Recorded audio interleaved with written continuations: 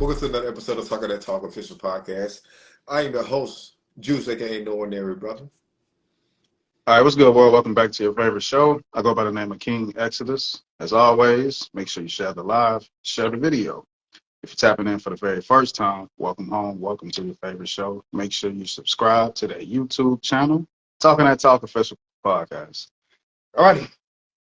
So, the next opening segment, I was doing a little reading, and people have been having these types of conversations for quite some time. There was an article that was released stating that the average American, in order to be comfortable now, has to make around about $233,000 a year, right? So, of course, this is adjusted to inflation, interest hikes. I complain about it every day. Price of gas, $3.29. I wake up this morning, drive around, $3.39. So, you know what I'm saying? This increases my capacity to have road rage. I ain't got time to be behind slow people. People stopping at yellow lights. You know what I'm saying? Like, I got to get where I got to go, and I ain't got time to bullshit. You know what I mean? So these are just things people consider. Average trip to the grocery store, $100. 4 or 5 items, it don't matter, right? 4 or 5 So, items. hey, I'm just saying, you know, grocery store trips no more. People are spending $100 per trip. So it's pretty much stating that what is going to be the solution to this, right? Because we are in a recession, even though they won't announce it, right? We've been in a recession. Some call it a double dip recession, right? So even the average American, on average, is around about at least 2 payments behind on car notes. These are just statistics, right? And sometimes people are paying, on average, $700 right now. So with all these different types of things going on, it raises the question, how do we solve these issues besides being financially literate? Are there even opportunities that's in abundance for people to go out and create different streams of income the way they once did? So I'll let you give your input on it. You got it. Oh man. At one point in time, $80,000 could actually be beneficial for people that were independent who didn't have kids, just individually. I can definitely see it increasing over the years. The same $100,000 that used to make people feel great and awesome is now going to be, it's going to go up. Like the new 6-figure mark for people to actually have that increase, that level that 100,000 used to do, is probably going to be like 150 real soon from everything that's going on. My thoughts on that situation being $200,000 to be comfortable. Listen, I'm not gonna lie. I believe it's the same way, but we're gonna always adjust to everybody's individualism. You know, people that are minimalists be like, oh well, sure. I don't. Hey, listen, I'm good with just making sure I get my bills paid. But for those who want to make sure they can save money, invest money, yes, you're definitely gonna have to increase everything that's going on within your life and your household. That's one of the major things that I always talk about. That's why I always tell people, hey, look, everything that's going on, make sure you have a trade that's in it physically and digitally as well. That way, you can still create a source of income for yourself. That's very key important. Like I said, from you can go employed, self-employed, to a business owner, to a self-contractor. Yo, leverage everything you can get when you acquire skills. So that's my thoughts over that subject. I'm going to mine, right? Yeah. Okay, cool. Well, am I echoing? No. Okay. All right. Well, my subject for tonight, little subtopic is they turned 28 libraries in Houston, Texas into detention centers. That shocked the hell out of me. I was like, whoa, like, fuck the books, huh? Like, I know I'm a bookhead, so I'm gonna say something slick when it comes to books. But that actually caught my attention a lot. It made me look at it like, are kids really the problem, or is that the substitution for the decrease in what can I say? I forgot the word I want to say. Well, basically, the decrease in people actually going into the libraries these days, where everything's being so technical and people can just do things self-sufficiently from their home. We don't have a library card no more. I don't know if anybody ever did that, but It caught my attention. It made me realize, like, are kids really that bad, or that was the best option to turn the library to a detention center? Um, it made me look at a lot of things. First thing that went to my mind was the episode we did with Community Dad, and just was like, okay, is it really the involvement without of a father figure, or what's going on? But not to ramble. X, what's your thoughts on that, man? The fact that they transformed all those libraries into detention. This is America. Um, we got the school to prison pipeline, which is very active and pretty much mandatory here, right? And then we have a educational system that's failing in academia. So when you combine the two, there's going to be less emphasis on creating actual successful systems put into play based on academia. And it's going to emphasize more like institutionalized types of thinking, which would be uh, like the whole penitentiary types of thinking and like lifestyle, what have you. So it's not surprising to me. I think we'll probably see more of these types of things happening to where we pull away from actually fixing a flawed educational system and emphasizing actually building successful thinkers. And we're going to either create workers or create other forms of institutionalized people. So it's not surprising. We make a big bulk of our money as a nation on mass incarceration. So if that's what pays the bills, that's what they got to do. If it ain't broke, fix it. So that's my take on that. Well, break that motherfucker shit. All right, y'all. All right. Topic of discussion for the night is power versus control. Me and X was having a conversation amongst us. I was talking about power, how I look at power a certain way and how I look at control a certain way. I was like, people have power over themselves, power over other individuals, and the control factor is all on a mental basis in the end. But this is not going to be a long topic at all. It's just something that's really small and sweet that we'll be able to dive down into it. What's your opening up right now, X? Look, 3 hours late. Like I was saying, Like I if was you saying. take like bro, it's 1 in the morning. Like I gotta go to work tomorrow. Hold on, man. Just all right. Interesting. I think power and control definitely have a very close relationship. They run concurrent, parallel. However, there aren't exactly the same two things. Even if you look up the definition of power, it tells you it's a sense of control, but both deal with influence. So there definitely is a connection, but I wouldn't say they're the same thing. Sometimes you can have an imbalance in one or the other, and we see it all the time. Some people could have uh, power, not a lot of control. Some people can have control and not have the same amount of power that other people have. Uh, Case in point on that note, um, you can have a general in an organization, right? And you can have a lieutenant, right? The lieutenant can have more control over a group of people than the general sometimes, even though the general by default has more power because he's higher in rank. So you have different factors that play into systems of power and control. They aren't always exactly the same things. I guess taking a little bit further, effective leadership is what can give a person a combination of two, the right amount of power and the right amount of control. If you run a business, you run a company, and you have employees, you have power over them. You have control up until a particular point. If you're not an effective leader, yeah, they may listen to what you say, but on their own terms.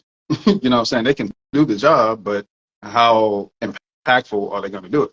Are they going to actually save you money while doing it? Are they going to show up time to do it? Are they going to do it like they actually want to do it? These are the type of things that levy more into control versus actual power.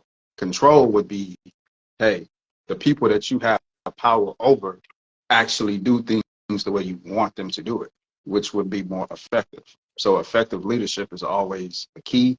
Not to be too long-winded on the opening, but some leaders could be more effective in having control over people based on fear versus charisma. So you do have different factors. Like I said, some people can have so much fear installed into their following that's why they have control and power. So there's different ways to do it. So you got it. All right. LOX taught us growing up, money, power, respect is the key to life. Scarface, money, power, respect, and you get the women. Um, Everybody has different sayings on how they look at life with the perceptions that go about. Power can actually fluctuate too. We always, I don't know if y'all ever heard the saying of like, yo, he's in power, but there's actually somebody else that's in control, right? Mm. We always talk about one of the main things, the president. People are like, yeah, he has power, but that don't mean he really has control over everything that goes on. That's another thing within itself. Um, I was remembering reading 48 Laws of Power. Shout out to Robert E. Greene. Y'all know that's one of my favorite authors. And I remember he was talking about in one of the scenarios how a king got overthrown by one of his own generals because the king actually was start giving his general way more power and an influence over the people to a point where he looked up and realized he might be the king, but he has no power. Mm. And in situations like that, king got overthrown. And that is definitely situations like that where people might have the hierarchy, but they can get overthrown if you give somebody too much power and too much influence. Also, these are the situations where if a king or president has the right amount of power and influence, the people will never try to oppose him because they'll always credit him, right? Let's say he slips up, or let's say he not slips up. Let's say a man is giving a speech, he comes to a great epiphany or invention, and he pitches it out. He will always mention, but I could have done none of this without the king's permission. He's always going to give that influence back to him to let him know, okay, you're not trying to overstep your boundaries. That's one of the things in power, like you said, it could be fear, it could be love, but even overstepping your position can get you cut. Now, one of the things they used to talk about was President Roosevelt, right? Roosevelt was in the office, but they also felt like his wife was running his influence behind it the whole time. She had the control over some of the things he was doing. So that's one of the things I like to say as well. Like, yo, people can be in these positions and still not really be in control at the end of the day. I was looking at what's his name from New York, man? Basil, man, I can't remember the one of the governors that's in New York. But anyways, what ended up happening in that situation? Him and a woman got married, and they ended up getting divorced. And they ended up asking the wife, like, "Hey, what was the reason after 30 years you end up divorcing your husband? Could it be because he lost the election?" She said, "That's part of it." I was like, "Oh, damn." There's people who really have a thirst for power. If you're not winning, drop out and move around. I can't remember the governor today, so it'll come to me a little bit, but I'll make sure I throw that back out to you. But yeah, be careful with that too. Cool, cool. Um, I bring up Elon Musk. The man has power over Tesla, right? Mhm. But he started to lose control when he began to focus on too many other business ventures outside of Tesla. So the stock began to fall every time he would not spend an adequate amount of attention into Tesla. When he got to worry about SpaceX and Twitter too much, it took away from Tesla. Zuckerberg, when he spent too much time in the virtual space, virtual reality space, he started to lose control over Meta. Meta stock began to tumble because he was putting too much attention into the virtual reality space, right? Competing with Apple within that particular space. Bezos, Ooh. when Bezos stepped down on Amazon, Amazon stock began to fall, right? Because his control wasn't there. He still has power within the company, but when certain leaders take an edge away from that control, you begin to see results happen within that particular business, company, stock, what have you. So that's just getting more into the balance between power and control. There was even a CEO of Disney. They want that guy to to come back, because when he was there, everything was popping. You get a new CEO, the company just goes down the toilet. So power is just like a gateway thing. Control it gives you the longevity or the effectiveness of how powerful the power can actually be if you have the combination of the two down pat. I can take you to another place real quick. You know, I ain't gonna be talking all night. Even if you look at something simple as the transatlantic slave trade, right? Mm. Even though Black Americans were enslaved and they didn't have rights and they were under a sense of control, the slave owners still felt like we don't have control. It's too many insurrections, right? They're still creative. They're still being innovative. This shit ain't doing nothing to their minds. What do we have to do to break them even more? And this gives birth to Willie Lynch. You know what I'm saying? He came in and pretty much came up with a whole new system. He was like, look, if you do it the way I'm telling you to do it, we're having for 300-400 years. We're having for generations. So this brings in the Willie Lynch levers. So power and control, they definitely have a relationship, but there are some separations. So these people, even though they had the power over Black Americans for long periods of time, they were continuously experimenting on how to completely have control over the slave's mind 100%. They didn't want to leave an inkling of freedom at all. So you got it. Yeah, that's why a lot of things was based on psychology basis when it came to controlling them slaves. So yeah, you're absolutely right. That was a great example right there. Excuse me real quick.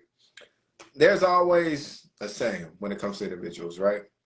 They'll say like, hey, do you have power over your emotions or do you have control over your emotions? A person who's influencing you, do they have power over your emotions or they control your emotions? You give power to people when you're not self-steady. That's one of the best ways I can say it. If you're not self-steady and self-ready, a person can move you any type of way they want to. And the control is how I can bait you to get an emotional reaction, right? That's why one of my first things Nip said was like, hey, listen, we got to adjust to how we get disrespected.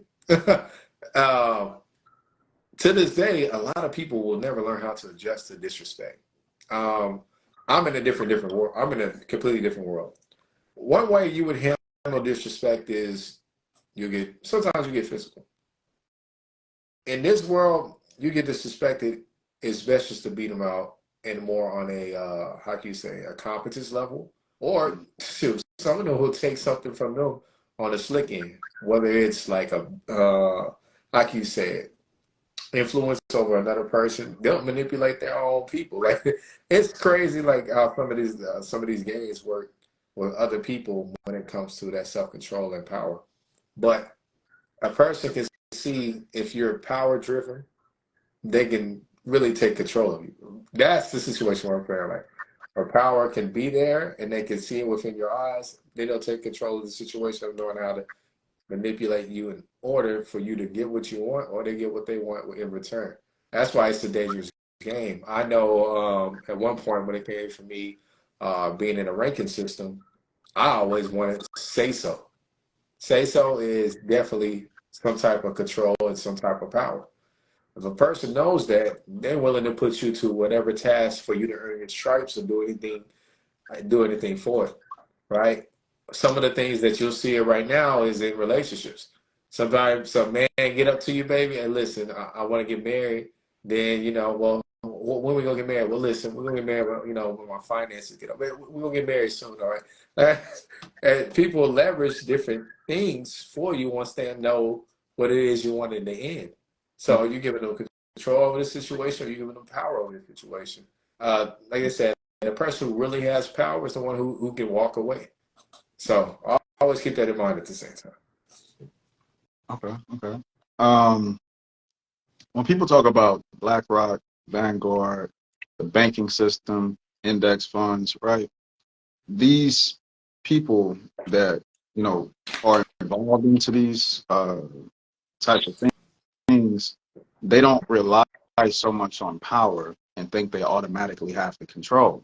They keep control and gain more control by seeing what asset classes are popping within the economy, right? So if crypto becomes the new wave. Everyone's investing in the crypto. We're gonna decentralize, right? Fuck no. That means the hedge funds are gonna invest into it. They're not gonna wipe it out, right? They're gonna invest into it to gain control over it. That way they have control over different assets. Mm-hmm. So now you just became more powerful. You know what I mean? Like sometimes people could be so arrogant or high off of power, you think that you automatically get a sense of control that's like unbattled, and that's not how the world operates. Mm-hmm. The person that keeps both is the person that's constantly investing into more ways to control people. The most important thing now that we have is our data. So everyone's battling for your data. Every new invention coming out is trying to find out how do we get more data on the consumers. We live in a consumer-based nation. Mm-hmm. So data is key. China, TikTok, data. Everyone's fighting over data. You have semiconductor spaces in the stocks, right? These companies, TCM in Taiwan, they are like the second largest chip manufacturer, right, in the world. That's why it's so important for America to get involved into the Chinese and Taiwan beef, because if China take over Taiwan and take over the semiconductor, right, that's more power, more control. So you have to keep your eyes open to assets, right? Asset classes, assets in general. And that's how you develop more power, by gaining control over those things. Even if it comes down to businesses like, Microsoft and Apple, they seem to be ops, but Bill Gates actually invested into Apple in the 70s or 80s, if I'm not mistaken. Mm-hmm. So that's a way you keep control. You have to actually invest into control to gain more power. It's not just automatically handed to you. You can have kids. You can have power over your kids, but not necessarily control. Mm-hmm. You know what I'm saying? I can tell you, get in there, wash the dishes, take out the trash. But I'm the kind of person, if I see you drag your feet, you're throwing dishes down, I can hear water splashing, I'm not happy with the fact you're just washing dishes, because you're giving me attitude. I want the control as well. You know what I'm saying? So I want you to do it gracefully. Mm-hmm. I want a smile on your face while you're in the kitchen washing dishes and all that shit. So the way you do that, it goes back to effective leadership. Yeah. People don't want sassy ass kids, right? So first, honest parent, right? So you actually want both. And you definitely have different notches and levels of control, because you would never be able to control a person outright, because everybody's still their own individual. So Mm-hmm. I'm just saying, sometimes people can get high and arrogant when it comes to the whole power and control scenario. If you want better results out of people, you have to actually invest in a positive way in controlling. So you got it. Oh man, I like the parent situation. I'm gonna talk about this. I know some people that love 100% control, care nothing for power. But guess what? The power is the fact you got to come to them in order for you to get what you want. Uh, So these are the people that sit in some government positions for years at a time, right? Some of them never move up, go to Washington, all that. Like, no, no, no, no, no. I'm gonna sit here till I retire, because they understand. Listen, if I can control a sector, I control all access. I might have a buddy that's trying to come into town. I might, hey, listen, I'm gonna send you some funding for the capital bank you work with. I know that's gonna give you X amount of commission within that sale. Send me something back. Like, listen, like I said, I've been around a whole bunch of different people that I have been in within the last couple of years. I see a lot of things that I didn't see, but the fact that everybody's like, yeah, yeah, you're not gonna go up and be president. Like, no, why the fuck I be president? I control everything here. Like, no, you really don't have control. Like, and things that would puzzle me, people who understand what they're leveraging, that's all they care about. I remember I used to ask people like, yo, you've been here for about 10 years, man. You don't see stuff going on? No, I don't want to go up. Here, I got everything I need. You still got to come talk to me at the end of the day. So, in 100% control, you absolutely do have power. You absolutely do have power. And that's why they say sometimes power is just illusion. to the mind. I know somebody right now who's thinking about taking a pay cut salary and increasing some of his employee wages to get more production out of them. And I was like, hey, listen, that sounds cool, but you got to remember, as of right now, y'all were once colleagues. Now that they're your subordinates, if you think increasing their pay is going to get better performance, you might want to do a trial period beforehand. Just because, like, I had situations myself in business, outside of business, and other groups, like when people always see you as your associate or your colleague, when you actually become over them, it really doesn't make them want to do more work. They know they can ask you for favors now. They know they can go to you for anything. They still want to have the same conversation. Not understand you have more responsibilities. But that's also the people you gotta look out for. So sometimes people feel like if I increase finances, maybe they perform better. Sometimes they do, sometimes they don't. So that's just one of the things like I like to say within control factor, what I've seen. Some people have that 100% control, they have all the power. Some people believe if they control certain things within the environment or employee, maybe they'll get better performance at the same time. So Yeah, most definitely. Something to keep in mind is like if you look at Africa as a nation, it's very powerful because without Africa, you don't have majority of the resources that the world needs to thrive. But do they have control over those resources? No, because they colonize. So it's like a perfect fit into the conversation. yeah, They have all the power in the world, but no control. no control. So, you know, we need things like BRICS to give them more control because they lack the control, but they have a lot of impact and power and influence. Look at Black America. We have invented some of the most powerful things in the world, right? From oppressed group of people, we don't have control over those assets. Music, right? Ooh. The Jewish society controls that. They control Hollywood. So we don't have control even over the things that we produce, our intellectual properties. So sometimes we exchange our intellectual properties for money, which gives us power, right, to do different things that is outside of oppression, but not actual people own those properties. You know what I mean? That's like when you have even people like Nip. He was like, look, it was more important for me to have ownership than to just sell records.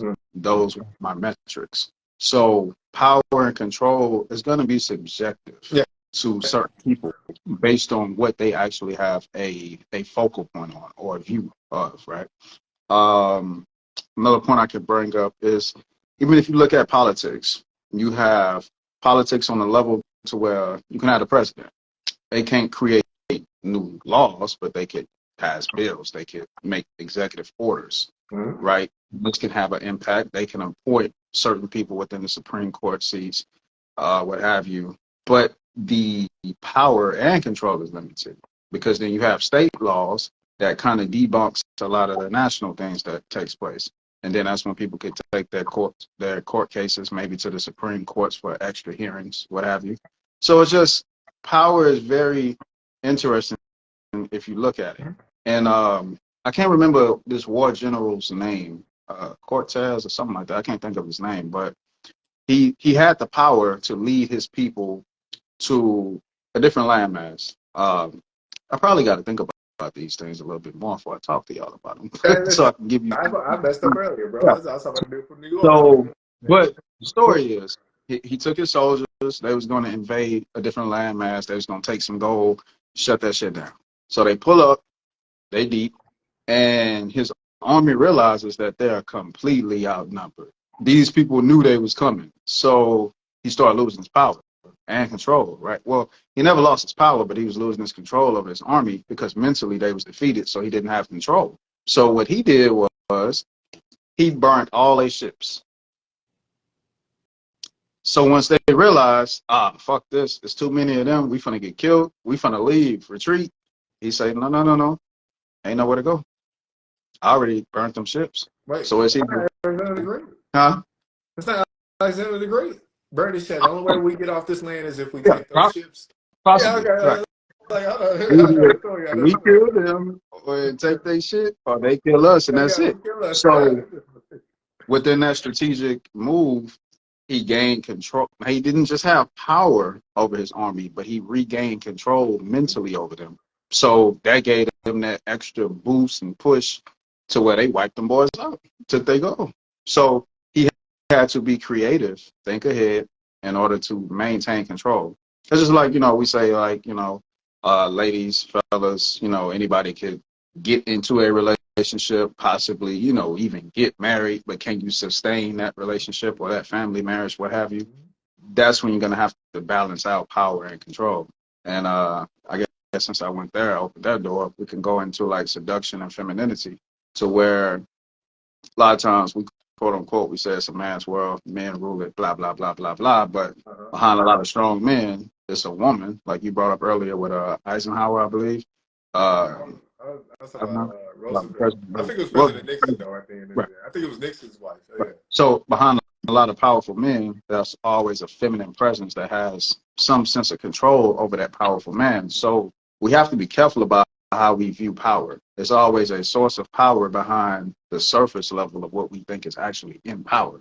So not to go around that too much, but there's definitely power within that whole feminine space. I viewed an interview recently with April Mason, and she had a toxic level of seduction, but it incorporates into femininity, because she was like, look, if I know I can get more out of a man by stroking his ego, that's going to be the way I have power and control over that man, right? Versus, you already know how I feel about right. that. You know what I mean? So, shouts out to people that can actually balance between both to get the results that you actually are looking for, be it so that it's positive. So you got it. Don't be a chameleon. But, oh my goodness, I had to throw it out there. But, I love me some April Mason too, man. That's one beautiful black woman right there. Say, man. Hey, look, man. Hey, I still got my. Hey, that's a woman. Every man got to be careful. Well, she knows what she doing. She knows what she doing. she knows what she doing. She knows what she doing. But man, just to talk about that, just to put it out there. I remember me and X was talking. Like I said, even on the subject, just talk about like the sense of controlling a war general or alpha male. Women have that taste. They were like, yo, if I can get him, I can get anything. Right? This is why there's sometimes when we say women reign in chaos, is because they understand their femininity and what they give one man and another man, they have all control over that if his emotions is truly invested into it. Right? This is some of the biggest wars happen because of women. Right? She went and slept with one of the captains over here, knowing she was married to this king right here. He's like, hey, listen, tell her to come back over here. They're like, no, we're gonna go to war over this. I'm like, what? And this is within like a kingdom's street census. Like you said, like it's that's one of the things Kevin Samuels said. A lot of women have the want to control an alpha male. It's like, you're not monogamous. It's like, but I think I can get him there. You know what I'm saying? So if she can get him there, it's game over. One of the things that just popped in my head was the movie Warriors, right? The Warriors walking down the street, right? Damn. And they came, right? They was walking down the street, flagging them jackets. One dude was like, hey man, y'all in our turf, and you just got to take your colors off. One of the chicks that was with him, that was his girlfriend, like, yeah, man, let me get one of y'all's jackets. Like, is you crazy? I ain't give you none of my jackets. He's like, all right. So whatever happened, she must have whispered something to that man ear to a point. Within that setting, war broke out, battle broke out, and it was all because when these men were addressing each other, it was a peaceful thing. But once the woman got involved and started being an influence behind it, all of a sudden you see something positive turn negative, and then that negative turned into a battle right then and there. And I was like, yo, y'all better peep some of these situations. This is real life. Okay. But a battery impact, boy, you better be safe. One of my last points, man. Gabrielle Union, she did an interview, and This is what sparked the whole 50-50 conversation with her. She said she was married to Dwayne Wade, and she lived in his house. She moved in, right? He made more money, right? Goals, right? So he told her, hey, look, be quiet. They had an argument. This is my house. So she was like, oh, after that, I'm like, look, we finna go 50-50. I'm gonna have input financially because I don't want you to ever be able to have that type of power, right? To be able to say, tell me not to talk because this is your house. So that opened up the door to being 50-50. And it's just kind of crazy because we brought up like femininity and seduction. It's like a man at some point will be like, all right, look, I'm yours. You got it. You know what I mean? But it's a little bit harder to find women in relationships that's even with trustworthy men to be like, all right, look, I'm yours. You got it. It's a difference sometimes in the reality to where it's just harder. Women will look at that as like slavery, ownership. You don't own me. But on the contrary, it's a lot of men that will like play into that game, even if it's an illusion. There's no problems there. If a man kind of bulks that system, he's looked at as like immature, right? He's not ready for certain things. But we made a society to where, like, I sent you a video earlier, Juice, and it was like a woman. She was saying like, if if I trust my man and I truly believe in God, I have to make a connection between the two that God put this man in my life for a particular reason. So I have to trust in that man, not as if the man becomes her God, but it's a connection between the two. So if you have a person in your life, a partner, and you have strong faith within God, why can't you make the connection between the two and give up the arrogance of power and control and just coexist with that person? Why wouldn't you trust the leadership of the right person if that opportunity comes into your life? So that's all. So As Kevin Samuel said, the only man a woman truly commits to is Jesus Christ himself. and that's a problem. That's a problem because you ain't never see him. Hey, listen, I ain't trying to cancel you, Yeah, man. I ain't trying to cancel you. you know, you see your man every day, but you ain't gonna ever see that man. Hopefully not. They'll lock you up if you say you seen him.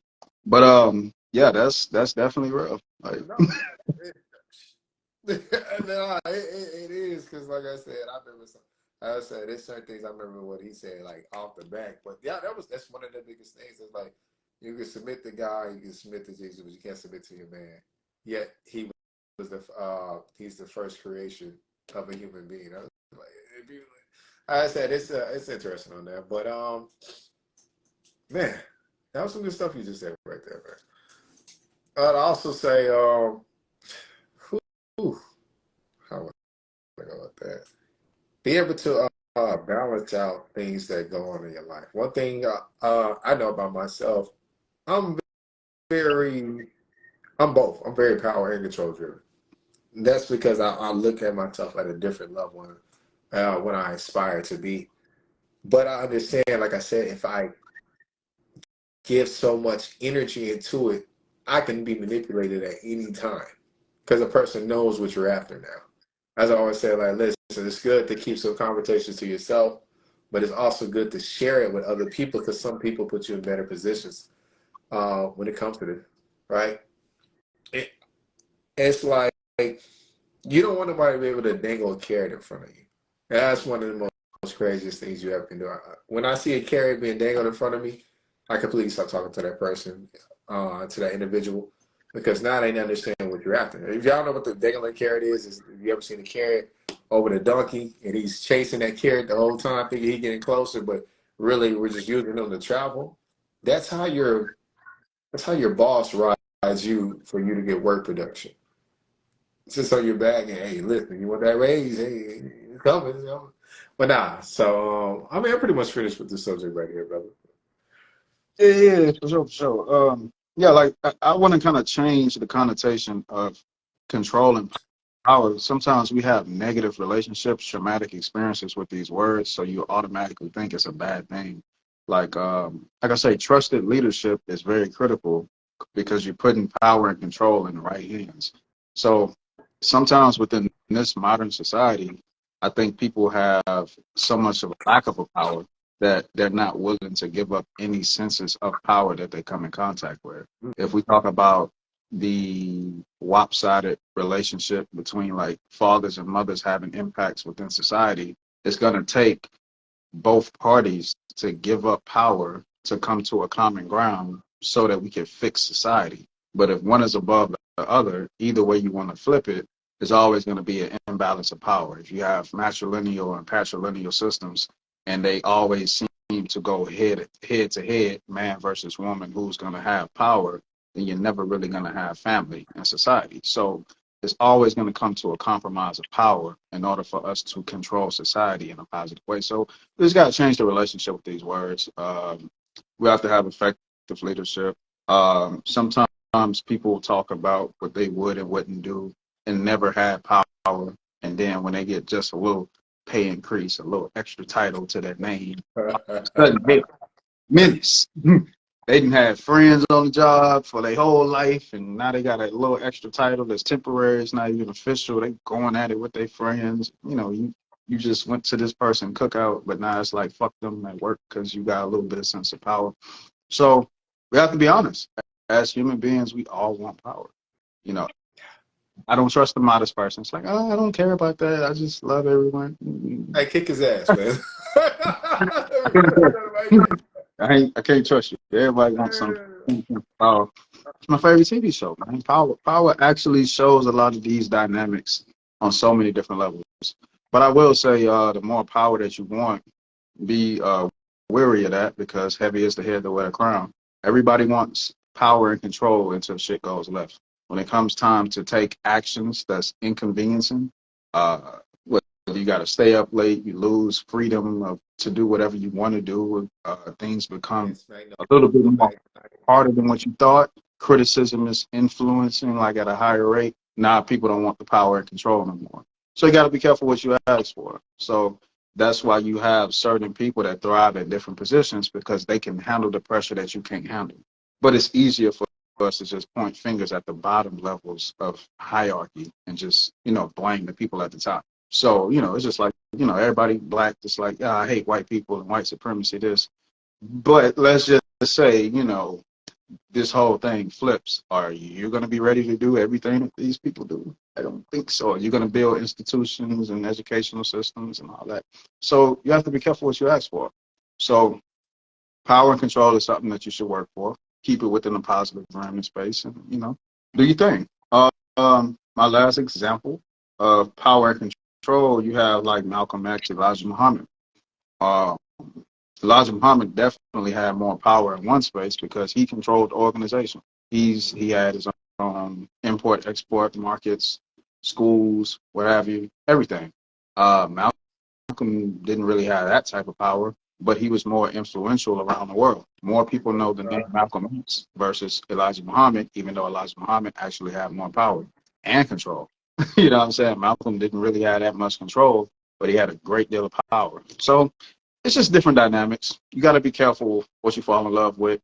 Everybody claim to believe in God, but what you actually praise or desire the most within your flesh, that's your God. Power is your God. Greed is your God. Money is your God. You don't want to be honest about it.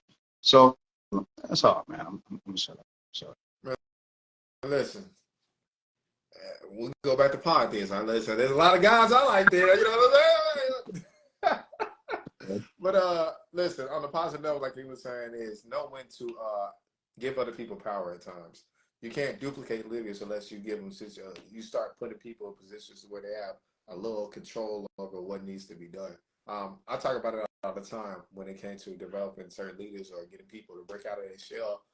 I'll put the spotlight on them, like, hey, listen, okay, you talking about thermodynamics. Tim is really good at it. Now they attention's on him. Like, you know what I'm saying? You always have people who know a subject very well, but they never speak up. Or you have people who like, hey, listen, I studied their defense and I think this play will work. And they're like, yo, ain't nobody want to hear nothing you're saying, but you let the person who has the most respect, like, look, let's listen to what he has to say. Now that's giving him a chance to step in position or be heard. That's one of the key things in any relationship is learning when to give up power, when to give power, when to give somebody control. The best thing that you just said right now, you said Elijah Muhammad and Malcolm X. I was looking at a lot of different kingdoms. Majority of the time, the kings never talk. Their courtiers and courtesans were the ones speaking for them the whole time. And then sometimes, I forgot, I can't remember the king name, but they say he talked like a girl. So, so they were like, they understood, like, if he speaks, it can make people lose respect, or he can lose some type of power control. So he'll put one of his generals, or like I said, somebody within the courts to speak for him.